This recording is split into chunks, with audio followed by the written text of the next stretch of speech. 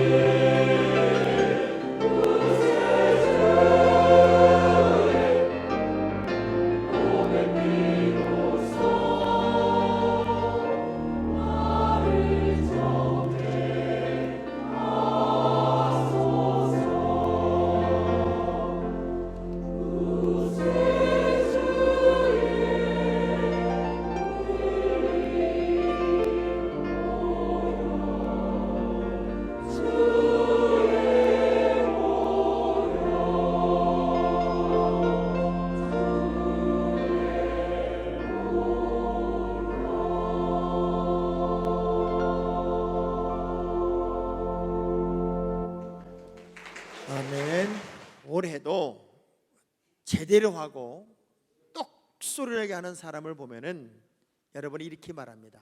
아우, 저 사람은 뭘 해도 저렇게 똑똑 부러져, 아주 똑똑 부러져 하는 얘기를 해요.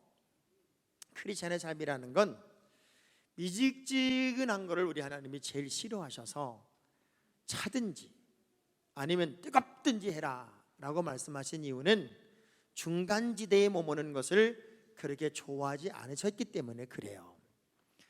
아멘을 해도 제대로 하려면 하고 말려면 말해야 되는데 여러분이 꼭 아멘 이렇게 아멘 그래요. 뭐 라면도 아니고 아멘도 아니고. 제가 왜 이 서론을 이렇게 길게 하냐면 통계 하나를 보니까 1년 동안에 이 지구상에서 죽는 사람의 숫자가 5천만 명이고요. 5천만 명. 매일매일 이 지구상에서 매일매일 죽는 사람이 평균 14만 명이 죽는답니다. 그러니까 얼마나 많은 사람이 죽고 태어나고를 반복하냐를 생각해 보면 1년이면 대한민국이라는 나라 하나가 없어질 만큼의 수많은 사람이 죽어요. 그럼 우리도 언젠가는 이 죽음을 피할 수가 없어요. 그래서 하루를 살아도 오늘을 살아도 우리가 종말론적 신앙이 필요한데 언제 주님이 나를 부르신다 할지라도 지금 당장 주님이 나를 부르신다 할지라도 나는 부끄럽지 않은 삶을 살겠다. 나는 정말 행복한 삶을 살겠다. 그래서 매 순간 분초가 설레임이 되어야 되고 뭐 감사가 있어야 되고 감격이 있어야 되고 기쁨이 되는 삶을 사는 건 하루하루 살면서 얼마나 신바람 나는 삶이 되겠습니까? 그런데 하루하루 살면서 지겨워서 사는 사람이 있다면 그 삶이 얼마나 고통스럽겠어요. 여러분 스스로에게 질문을 한번 던져봅시다. 나는 지겹게 살까요? 나는 신바람 나게 살까요? 여러분은 고르는 재주만 있지 실제는 그렇게 안 살잖아요. 위대한 삶을 사는 사람들 그리고 새로운 꿈을 꾸고 미래를 준비하는 사람들의 특성은 지울 것은 과감하게 지우고 잊을 것은 과감하게 잊고 새로운 설계도 새로운 그림을 그리는 사람이다 라고 이야기를 합니다. 근데 꿈이 없는 사람은 늘 과거에 헐떡거리고 실패의 기억에 주저앉고 낙심하는 삶이 일상이 되더라는 거예요. 저는 늘 이렇게 말합니다. 성공이 뭐냐? 무엇을 하든지 간에 즐거운 것이 성공이다. 얼마나 많이 남겼느냐가 아니라 내가 지금 하는 것이 즐거운 것이 성공이다. 예를 들면 제가 지금 설교를 하면서 언제나 이런 걸 안 해볼까? 나도 언제나 저기 앉아볼까? 그 설교 없는 주일을 언제나 맞이해볼까? 이러면 저는 행복하지가 않을 거예요. 근데 저는 지금 이 자리에 서 있는 게 너무너무 좋아서요. 진짜 제가 신사적이지 않으면 5시간 날 수가 있어요. 근데 여러분을 배려하고 생각하는 것 때문에 제가 시간을 맞추는 거지 정말 뭘 하든지 간에 즐거워해야 돼요. 그게 성공이에요. 우리 성가대가 여기 앉아있지만 이분들이 지겨워거나 언제나 그만둘까? 그리고 여기 앉아있으면 이분들 얼굴이 다 5만 가지 쪽제비상이 될 거예요. 우리 지휘자 선생님도 마찬가지예요. 내가 왜 지휘는 배워가지고 아이고 지겨워 진짜 주일날 잠도 못 자고 어제 축구까지 봐가지고 늦게 일어났는데 진짜 뭘 하든지 간에 설렘이 있는 사람은 과거의 슬픔, 과거의 아픔, 실패의 기억들 그리고 지우고 싶은 것들을 싹싹 지워내면서 새로운 미래를 살아간다는 거예요. 자 오른손 싹 들어서 자 우리 지우고 말씀을 시작합시다. 과거의 상처, 슬픔의 기억. 어떤 분은 아유 우리나라 축구가 져가지고 신경질이 난다고. 그걸 왜 여러분이 신경질이 나냐고. 그만큼 한 것만 얼마나 잘한 거야. 자 오른손 들고 과거의 상처, 슬픔의 기억, 안 된다, 못한다, 부정적인 언어, 마음속에 응어려진 것, 미운 마음 예수의 이름으로 싹 지워. 싹 지우고 다시 꼬매지 말자 말이에요. 그리고 새로운 출발을 해보자. 우리 큰아이가 줄리어드에서 석사학위를 마쳤을 때 졸업식장에 그 총장님이 이런 얘기를 해요. 졸업이라고 하는 것은 알바트로스라는 새가 벼랑 끝에 올라가서 그냥 밑으로 뛰어내리는 것과 같습니다. 여러분 알아요? 알바트로스라는 새는 날개 길이만 3.5에서 3.7m가 됩니다. 새 중에 가장 무거운 새고 큰 새인데, 이 새는 날개를 한번 쫙 펴면 50일 동안을 공중에 떠 있을 수가 있고 3,500km를 한 번에 날 수가 있대요. 근데 왜 나냐? 안 날어. 바람만 타고 댕겨. 그 넓은 날개로. 그런데 낭떠러에서 떨어지는 이유가 뭐냐면, 처음 알바트로스라는 새가 태어나면 무리를 떠다니는데 상어 같은 거에 먹히지 않게 해서 계속 날갯짓을 하다가 날 때가 되면 어렵게 벼랑 끝으로 올라가서 그냥 뛰어내리는 거예요. 뛰어내렸을 때 날개를 쫙 펼 수 있으면 하염없이 하늘을 나는 것이고, 날개를 펼 수 없으면 그냥 벼랑에 꽂혀 죽는 거예요. 하나님의 사람들에게는 이미 하나님이 영적인 날개를 붙여주셨습니다. 그 영적인 날개를 쫙 펴고 마음껏 날 수 있음에도 불구하고 이 날개를 접은 채 그냥 꽂혀 죽는 인생들이 너무나 많이 있다, 그 얘기입니다. 졸업이라고 하는 것은 어쩌면 그렇게 미래를 살아가기 위한 거룩한 준비다 하는 그 얘기를 들으면서 제가 참 많은 감동을 받은 적이 있어요. 오늘 본문의 주인공 야곱의 이야기를 여러분은 잘 알죠. 야곱은 인생을 뚝뚝 잘라서 구분이 되는 삶을 살은 사람이에요. 어린 시절 쌍둥이 형과 함께 늘 아버지의 편애 속에서 갈등 구조 속에 참 힘들고 어려운, 아버지 눈치를 봐야 되고 엄마 눈치를 봐야 되고 형 눈치를 보면서 살았던 어린 시절이 있었고, 그 형과의 문제 때문에 라반의 집에 가서는 계속 배신을 당하고 사랑이란 이름 하나 때문에 인내하고 참아가며 어려운 고통을 멋지게 넘어갔던 그 긴 시간이 있었고, 다시 고향으로 돌아와서는 아들들이 하도 속을 새겨서 사람을 죽이는가 하면 문제를 일으켜서 늘 두려움 속에 살지만, 그럼에도 불구하고 또 다른 믿음을 찾아서 다시금 중심을 잡았던 시절이 있었고, 그의 노인 시절에는 잃어버렸던 요셉을 다시 찾아서 하나님의 은혜에 감격하며 끝없는 감동의 시간을 살지만, 남은 자식들을 요셉이 또 찰까봐 두려움으로 세상을 떠난 시간이 야곱의 이 4등분의 시간이더란 말이에요. 그런데 참 감사한 건 이 야곱의 시간 속에서 하나님은 어떤 은혜를 공급하셨냐면, 아브라함도 받지 못한 복, 이삭도 받지 못한 복을 이 야곱은 받게 하셨어요. 왜냐하면 아브라함도 자식을 낳았지만 자식들이 다 복을 받은 게 아니에요. 이삭과 이스마엘이 분리가 돼버렸고, 또 이삭도 야곱과 에서를 낳았지만 그 쌍둥이 아들들을 다 하나님이 인정한 게 아니라 야곱은 인정을 받는데 에서는 버림을 받아요. 근데 신기한 건 야곱은 전처가 낳든 후처가 낳든 첩이 낳든 하여간 12명의 아들들을 다 인정받아서 12지파가 돼요. 특별한 케이스의 사랑을 받은 사람이 야곱이기도 합니다. 그럼에도 불구하고 그의 일생을 표현했던 야곱의 고백 하나가 뭐냐면 창세기 47장 9절의 말씀입니다. 시작. 야곱이 바로에게 아뢰되 내 나그네 길의 세월이 130년이니이다. 내 나이가 얼마 못 되니 우리 조상의 나그네 길의 연조에 비치지 못하나 험악한 세월을 보냈었나이다. 험악한 세월을 보냈다는 거예요. 험악한 세월을. 여기 여러분이 멀쩡하게 앉아 계시지만 나름대로는 참 많은 역경, 고난, 문제 이것들을 넘어서, 그럼에도 불구하고 견디고 넘어서 여기에 와 있다고 저는 믿고 있어요. 어느 누구인들 나는 인생을 살아가면서 단 한 번도 어려움 겪지 않고 평탄하고 평화로운 삶을 살아서라고 말할 사람은 한 명도 없고, 남은 생에도 여전히 그런 장애물의 시간을 여러분은 가야 하겠지요.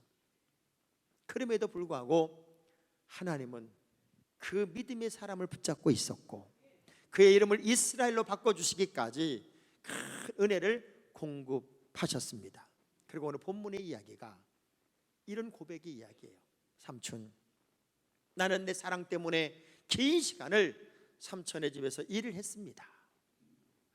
그리고 당신이 수없이 번복하는 노임에 대해서 사실은 상처도 받았지만 내가 한 가지 제안을 하겠습니다. 그럼에도 불구하고 계속적으로 당신의 집에서 일할 수 있는 제안을 하겠습니다.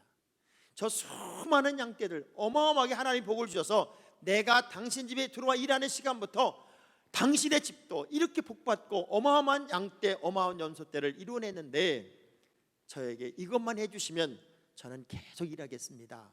무슨 제안을 했냐면 저 수많은 양들 중에, 저 수많은 염소들 중에 검은 거, 아롱진 것, 전배기 이것만 저에게 주시면 제가 그것만 따로 빼서 기르고 나머지는 전부 다 외삼촌의 것으로 인정을 하고 이것들을 돌봐드리겠습니다. 그러니 삼촌이 보니까 웃기잖아요. 몇 마리 되지도 않는 것들이 이제 거기 특별한 거 몇 마리가 있는데 나머지는 전부 다 하얀 거란 말이에요. 그래 얼마나 기분이 좋아요. 그냥 바로 예스를 해버렸어요. 그거 무조건 오케이다. 너 골라서 그만 따로 가지고 빼내라. 그래서 야곱의 아들들에게 그만 쫙 빼가지고 쭉 한 4일 거리로 보내고 그리고 자기는 라반의 걸 돌보는데 놀라운 건 그때부터 하나님의 역사가 나타나는데 야곱의 양들은 낳기만 하면 전배기, 얼룩배기, 검은 거 그리고 이쪽 라반의 양들 염소들은 낳기만 하면 시원찮은 것들만 낳는 거예요. 색깔은 허연데 그러면서 점점 하나님께서 주시는 복을 이야기하는 장면이 바로 본문의 이야기입니다. 자, 이런 역사가 어떻게 가능했을까? 저는 오늘 이 본문의 말씀을 근거로 해서 우리 가정에 또 나만의 아름다운 작품을 만드는 주인공이 여러분이 되기를 기대하면서 말씀을 나누려고 합니다. 자, 두 손을 가슴에 대고 우리 가정에 거룩한 작품을 만들겠습니다. 할렐루야. 자, 왜 이 사건이 벌어지게 되냐면 야곱이 이런 얘기를 합니다. 창세기 30장 30절의 말씀을 보면은 이런 말을 해요. 시작. 내가 오기 전에는 외삼촌의 소유가 적더니 번성하여 때를 이루었으니 내 발이 이르는 곳마다 여호와께서 외삼촌에게 복을 주셨나이다. 그러나 나는 언제나 내 집을 세우리라. 가만히 살고 오늘을 돌아보니까 남을 위해서는 그렇게 헌신을 했어요. 사랑을 위해서는 자신의 시간을 낭비했어요. 그런데 결혼을 하고 자기가 필요한 모든 것들을 다 얻고 보니 자기 집을 위한 어떤 준비도 되어 있는 게 없어요. 깜짝 놀라면서 이제는 내 집을 위하여 무언가를 만들어야겠습니다 라고 하는 깨달음이 야곱에게 있었어요. 전 여러분에게 이런 부탁을 드리고 싶어요. 직장을 다니고 뭐 분주하게 사업을 하고 다양한 일을 하다 보니까 어느 순간 내가 내 집을 위하여 뭔가 미래를 준비한 게 하나도 없어요. 정신없이 살았는데 그저 월급만 갖다 주면 되는 건 줄 알았는데 우리 가문에 흐르는 하나님의 역사의 흔적이 없어요. 그저 일상적으로 남들과 같이 사는 거예요.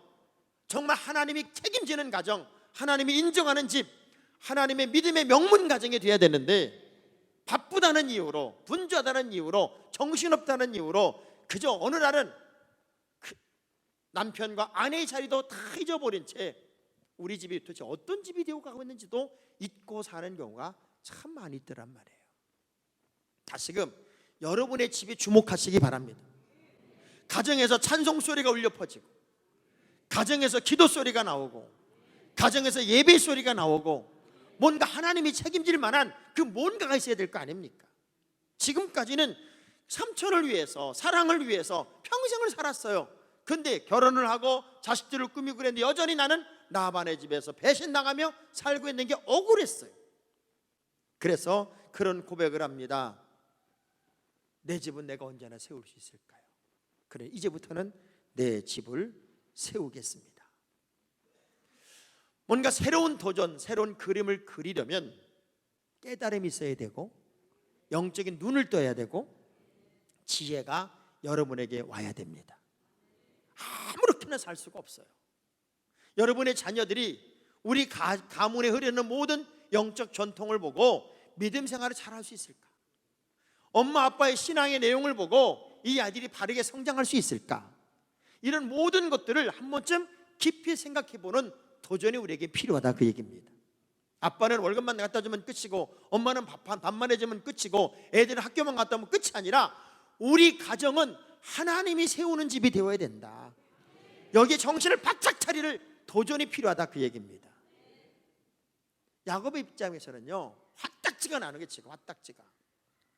아니 뭐 이런 게 다 있어. 이게 무슨 삼촌이냐고, 이게 무슨 외삼촌이냐고, 말도 안 된다고. 생각해보니까 억울해 죽겠네 이거 진짜. 그리고 확 성질을 부리고 받아버려야 돼요. 그런데 이런 말이 있어요. 기쁨은 표현하고 슬픔은 기다리라, 이런 말이 있어요. 기쁨은 바로바로 표현해야 돼. 좋은 건 바로바로 표현해야 돼. 근데 슬픔은 분노를 만들기 때문에, 분노 때문에 자살도 하고 분노 때문에 사람도 죽이는 거 아니에요? 이 분노의 감정이 들어오고 슬픔의 감정이 들어오면 그것이 무르익을 때까지, 진정될 때까지 기다리라는 거예요. 야곱은 분노의 시간에 오히려 하나님의 뜻을 생각하며 내 집을 세울 것을 구상하고 있었어요. 그게 바로 아름다운 그림의 시작이었습니다. 이제 우리는 하나님의 구체적인 사랑을 받는 가정으로서의 그림을 그릴 때가 되었습니다. 빌레몬의 가정처럼 온 가족이 믿음으로 하나가 되고, 그리고 마치 교회가 집안에 있는 것, 그런 환경으로 우리의 가정이 믿음의 아름다운 열매가 나타나고 영향력이 있는 가정을 만들 때가 되었다고 하는 것입니다. 다윗이 이런 고백을 해요. 가만히 생각해 보니까 하나님 우리 집을 어떻게 사랑하셨는지. 역대상 17장 16절에 이런 고백을 다윗이 했어요. 시작. 다윗 왕이 여호와 앞에 들어가 앉아서 이르되, 여호와 하나님이여, 나는 누구이오며 내 집은 무엇이기에 나에게 이에 이르게 하셨나이까? 하나님이 우리 집에 어떻게 사랑을 주셨는지, 어떻게 하나님이 적극적으로 개입하셨는지 그 은혜가 너무너무 고마운 거예요. 여호수아가 무슨 얘기를 해요? 여러분이 좋은 대로 다 가십시오. 그러나 나는, 나와 내 집은 여호와만 섬기겠습니다. 우리 집은 하나님이 책임지는 집이 되도록 나는 그렇게 살겠습니다. 살아가다 보면 억울할 수도 있고 속상할 수도 있고 분노가 치밀어 올 때도 있겠지만, 여러분이 그때가 우리 가정을 하나님의 집으로 만드는 출발점입니다. 모든 슬픔을 내려놓고 모든 분노를 내려놓고 우리 집이 하나님의 복을 유통하는 축복의 통로가 될 수 있도록 가장 건강한 집을 만들기 위해 여러분이 눈을 열고 가슴을 열 때란 말이에요. 그러면 어떻게 하는 게 하나님의 아름다운 집으로 세워지는 것일까? 다 남의 것이었어요. 그리고 남을 위해 살았어요. 그런데 야곱은 지금부터 이런 그림을 그리겠다는 거예요. 나의 소유를, 우리 가정의 것을 만들겠습니다. 근데 그것이 인간적인 방법이 아니에요. 무슨 얘기를 한 거냐면, 하긴 아롱진 거, 얼룩진 거, 전배기, 그것만 저에게 주시면 돼요. 새끼 낳다가 혹시라도 그런 게 낳거든, 그거 저 주시면 돼요. 그리고 임금 같은 거 줄 거 하나 없어요. 이렇게 이야기한 가장 중요한 이유는, 그가 무슨 뭐 열성인자, 우성인자를 배워가지고 유전학적으로 이렇게 교배를 시키면 다 얼룩이가 나오고 전배가 나오고 그래서가 아니라, 나중에 31장 11절 12절의 말씀을 보니까요, 창세기 31장 11절 12절의 말씀 속에 이런 내용이 있어요. 어떤 내용이 있냐면, 밤중에 하나님 앞에 이 야곱이 꿈을 꿔요. 꿈을 꾸는데 하나님이 야곱에게 오세요. 야곱에게 와서 뭐라 그런가 하면, 야곱아, 모든 양과 모든 염소가 다 검고 다 아롱지고 다 얼룩이다. 다 그게 네 거야. 왜 그러냐면 네 삼촌 라반의 한 일을 내가 처음부터 마지막까지 다 봤어. 그러니까 내가 너에게 이 복을 줄 거야, 이렇게 말해요. 근데 야곱은 이미 하나님의 응답을 받은 사람이지만 어떤 작전을 쓰는 줄 아세요? 버드나무, 살구나무, 신풍나무, 여기 영어로 보면 포플러, 알몬드, 그리고 플레인, 이 세 가지 나무를 이제 껍질을 중간중간 벗기는 거예요. 중간중간 벗겨서 이 양들이 물 먹으러 오거나 교배를 하려고 할 때 그걸 그 앞에 이렇게 세워놓는 거예요. 그러면 양들이 물 먹다 그걸 한참 쳐다보고 또 교배 전에 한참 쳐다보고 그래서 나중에 새끼를 낳으니까 그게 알록달록한 걸 봤기 때문에 알록달록한 걸 보고 나서 새끼를 낳아서 달록달록한 게 낳고 전백이 나왔다. 그건 말이 안 되는 거예요. 근데 왜 그랬는 줄 아세요? 이 야곱이 어마어마하게 이제 많은 양떼, 염소떼가 만들어지면 라반이 가만히 있겠어요? 이게 난리부리게 뻔하잖아요. 그때 할 말을 만들어 놓은 거예요. 난 아무 잘못 없어요. 쟤들이 저걸 보고 새끼를 낳으니까 저렇게 됐네요. 그렇게 말하려고. 근데 이미 하나님은 약속을 하셨어요. 내가 너에게 그 은혜를 공급하겠다는 거예요. 전 여러분이 살아가면서 내가 할 수 있는 많은 일들이 있겠지만 하나님의 방법, 하나님이 일하시는 그림을 늘 그리기를 주의 이름으로 축복합니다. 옆 사람 축복하겠습니다. 하나님이 일하시는 그림을 그리십시다. 하나님이 일하시는 그림을. 자꾸 요행을 바라지 말아요. 요행. 제가 일간 스포츠를 한참 볼 때 일간 스포츠에 보면은 오늘의 운세라는 게 있잖아요. 그러면 가끔가다 저도 그런 거 한번 보고 싶잖아요. 근데 보면 무슨 띠 오늘의 운세, 몇 년생 무슨 띠 오늘의 운세, 5월생 보니까 이렇게 돼 있어요. 어려운 일이 생길 것이니 어려운 일이 생기면 토끼띠를 가진 사람에게 상담을 해라 이렇게 돼 있어요. 토끼띠를. 그래서 토끼띠는 무슨 운세인가 하고 봤더니 토끼띠 운세, 쓸데없이 남의 일에 관여하지 말라 이렇게 돼 있어요. 웃기잖아요 정말. 이게 세상 사람들이 보는 점이고 사주관상이에요. 지금 예수 믿기 이전에 결혼한 많은 분들이 있어요. 중국 사람들이 가장 결혼을 많이 한 날이 2008년 8월 8일 8시 8분 8초. 중국 사람들이 제일 좋아하는 날이 팔자잖아. 좋아하는 그 숫자가 팔자여서 베이징 올림픽이 열리던 날 2008년 8월 8일 8시 8분 8초가 결혼식을 제일 많이 했다는 거예요. 한꺼번에 어마어마한 쌍이 결혼을 한 거예요. 다 이혼해 지금. 다 이혼. 예수 믿기 이전에 여기 많은 분들요 사주관상 봐서 결혼했어요. 맨날 싸워 지금. 세상적인 어떤 통계는 결과적인 열매가 될 수 없어요. 그러나 가장 위대한 것은 어떻게 새끼를 낳는데 신기하게 아롱진 것, 검은 거, 전백이만 계속 나오냐고. 그게 하나님의 역사지. 하나님의 일하심이 우리 가정에 구체적으로 나타날 수 있을 때 그 은혜가 정말 크지 않아요? 모압, 암몬, 마온 사람들이 여호사밧을 치러 옵니다. 자신의 힘으로 싸울 수 없으니까 가장 울어요. 그리고 기도합니다. 그때 하나님의 음성이 뭐라고 들리냐면 역대하 20장 15절의 말씀에 이렇게 주의 음성이 들려요. 시작. 야시엘이 이르되 온 유다와 예루살렘 주민과 여호사밧 왕이여 들을지어다. 여호와께서 이같이 너희에게 말씀하시기를 너희는 이 큰 무리로 말미암아 두려워하거나 놀라지 말라. 이 전쟁은 너에게 속한 것이 아니요 하나님께 속한 것이니. 할렐루야. 하나님이 하실 일이다 그 얘기야. 우리 두 손을 가슴에다 하나님이 하시면 됩니다. 다시 한번 하나님이 하시면 됩니다. 하나님의 역사의 그림을 그리는 거예요. 일부 예배가 마쳤는데 우리 교회에 나오시는 도자기를 연구하는 특별한 분이 한 분 계세요. 그분이 저에게 오더니 목사님 기도가 필요합니다. 왜요? 어마어마한 작품을 만드는 곳에서 자기를 들어와서 하나의 작품을 만들 수 있는 공간을 만들어 주겠다고 하는데 이게 내 힘으로 안 됩니다. 오늘 말씀처럼 하나님이 하셔야 됩니다. 그러니 제가 목사님의 기도를 받고 싶습니다. 그래서 기도를 해달라고 그래서 제가 거꾸로 한 거 기도를 해줬어요. 인간적인 재능과 재주와 능력 가지고 얼마든지 할 수 있겠죠. 그러나 하나님이 개입하시지 않으면 그것이 발장 꽝일 수 있다 그 얘기예요.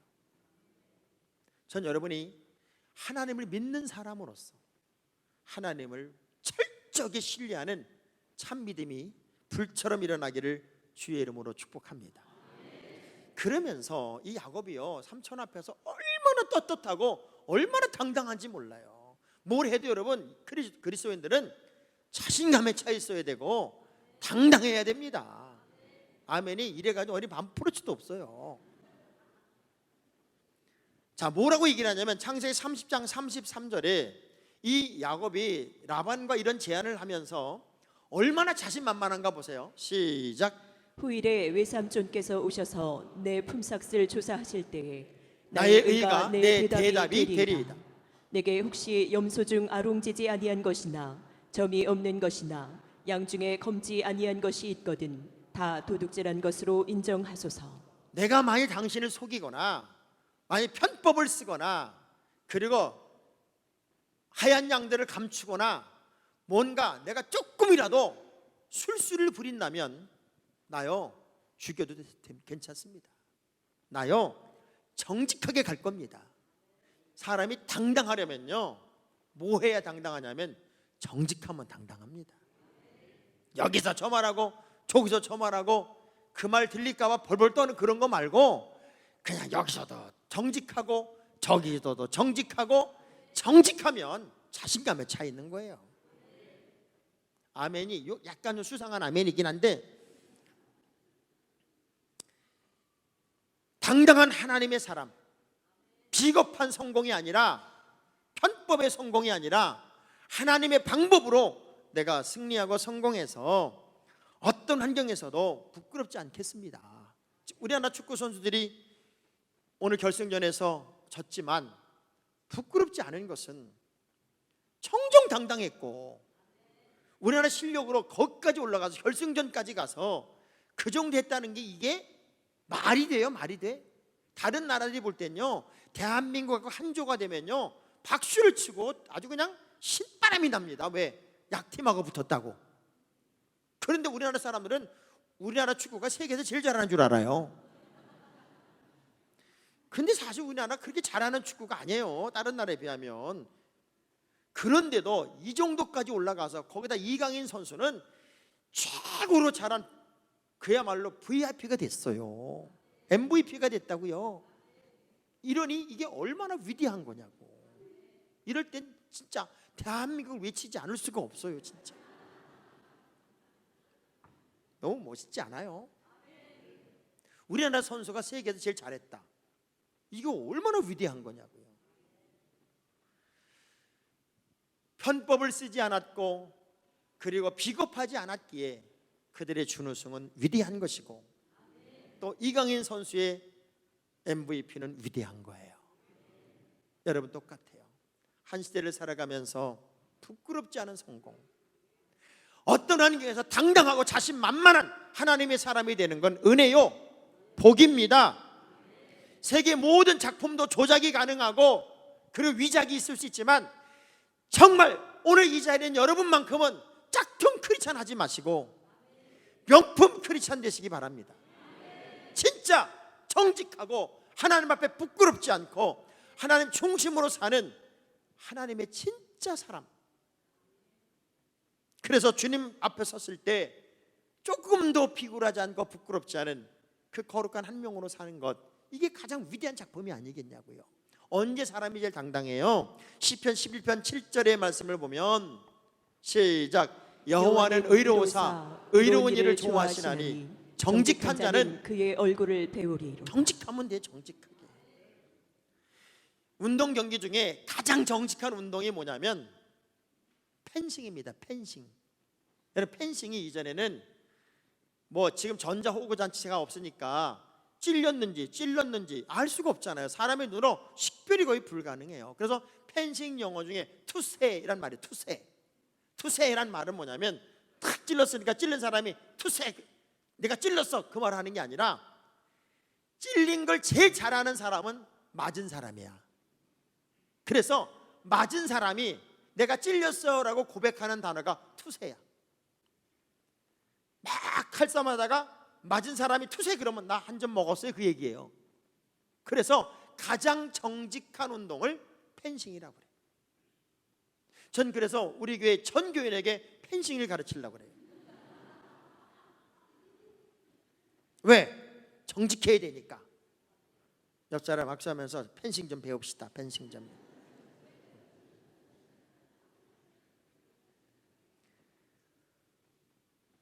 하나님의 은혜가 얼마나 컸든지, 정직한 믿음의 사람에게 하나님이 얼마나 큰 은혜를 공급했든지, 야곱이 창세기 32장 10절에 내가 받은 복이 우리 가정에 받은 복이 내가 그림이 이렇게 열매가 되었습니다라는 고백의 이야기가 본문에 있습니다. 시작. 나는 주께서 주의 종에게 베푸신 모든 은총과 모든 진실하심을 조금도 감당할 수 없사오나 내가 내 지팡이만 가지고 이 요단을 건넜더니 지금은 두 때나 이루었나이다. 아무것도 없었는데 하나님의 방법으로만 살았더니 하나님이 이렇게 두 때를 이루게 하셨습니다. 상상할 수 없는 은혜를, 복을 내게 주셨습니다. 여러분의 살아가는 매 순간 분초가 늘 박수받는 환경이 아니라 할지라도, 때로 너무 힘들고 어려운 순간순간이 온다 할지라도, 그리고 슬프고 아픈 시간이 온다 할지라도 주님의 자비로운 손길은 여전히 여러분과 함께하고 있고, 여러분의 그림을 하나님이 위대한 명작으로 만들어 주실 줄로 믿습니다.